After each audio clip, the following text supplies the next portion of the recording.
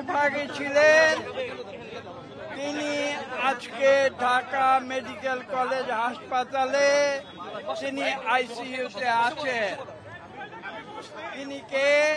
তিনি ডাকসুর ভিপি ছিলেন এক সময়, তিনি ছাত্র আন্দোলনের নেতৃত্ব দিয়েছিলেন এবং তিনি বাংলাদেশে গণতন্ত্র পুনরুদ্ধারের আন্দোলনের সবার আগে আন্দোলনের রাজপথে ছিলেন।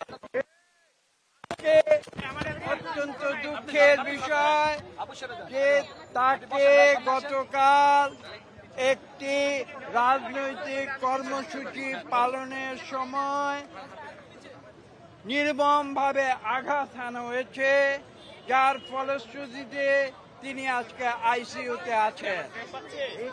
আপনাদের একটি বিষয় স্পষ্ট করে বলে দিতে চাই যে আমরা গণতন্ত্রে বিশ্বাসী, আমরা শান্তিপূর্ণ রাজনীতিতে বিশ্বাসী।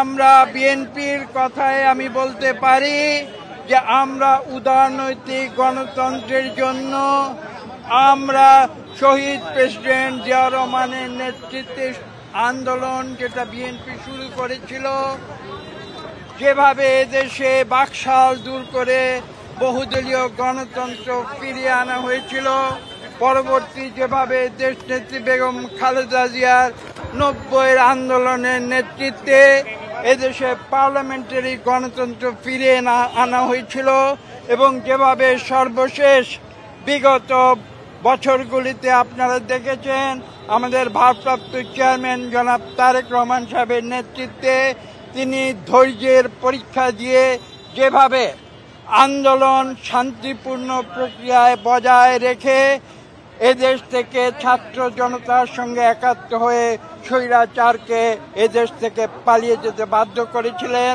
এবং সেখানে নুরুর ভূমিকা ছিল সর্বাগ্রে। আজকে দুঃখের সঙ্গে বলতে হয় যে কেন তাকে এই পরিণতিতে আসতে হয়েছে। আপনারা বলতে পারেন যে কথা আমি বলেছি, আমরা শান্তিপূর্ণ রাজনীতিতে বিশ্বাস করি, আমরা গণতান্ত্রিক রাজনীতিতে বিশ্বাস করি, আমরা অশান্তির নীতিতে বিশ্বাস করি না। কাজেই সেই আন্দোলন আমরা করেছি, নুরু ছিল সেই ছাত্র আন্দোলনের নেতৃত্বে এবং সে সতত রাজপথে তার অবস্থান বাংলাদেশের কোটি কোটি মানুষের কাছে স্পষ্ট করে দিয়েছিল। সে গণতন্ত্রের কথা বলেছে, আপনারা দেখেছেন সে কিভাবে যুদ্ধ করে ডাকসুর সভাপতি নির্বাচিত হয়েছিল এবং তা প্রতিটি কার্যক্রম এদেশের মানুষ জানে। তাকে এই নির্মম নির্যাতনের শিকার হতে হবে, এটা বাংলাদেশের কোনো মানুষ মেনে নিতে পারে না। আমরা এই বিশ্বাস আমাদের আছে এবং এটা আমরা বারবার বলবো যে বাংলাদেশের যে 2024-এর গণ অভ্যুত্থান হয়েছে সেটা ছিল গণতন্ত্র ফিরিয়ে আনার ঐক্যবদ্ধ আন্দোলনের ফলাফল এবং সেই ফলাফলে আমরা ঐক্যবদ্ধ রয়েছি।